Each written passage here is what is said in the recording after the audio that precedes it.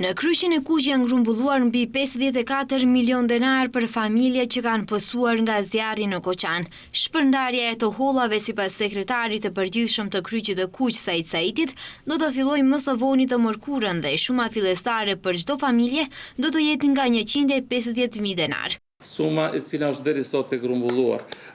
Atë që na pret neve këto ditë, me të është përgatitjet intensive duke që i bën organizata e Kryqit të Kuq për transferimin e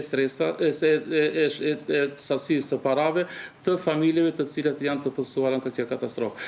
Punesa e shpërndarjes së të hollave për familjet, siç thot Saiti, ka të bëjë me faktin se nga çdo familje kërkohen të dhëna personale, numri xhiro llogarisë dhe deklarate plotësuar me shkrim që lejon përdorimin e të dhënave të tyre. Por kjo sipas tij bëhet për të respektuar ligjin.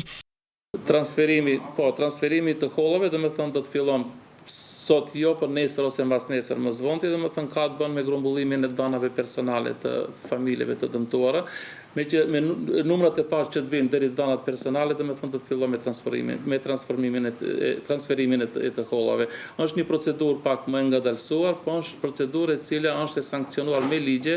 Ekipet e Kryqit të Kuq në bashkëpunim me Ministrinë e Arsimit 60 ditët e ardhshme do të ofrojnë ndihmë psikosociale shkollave të komunës së Koqanit dhe Shtipit.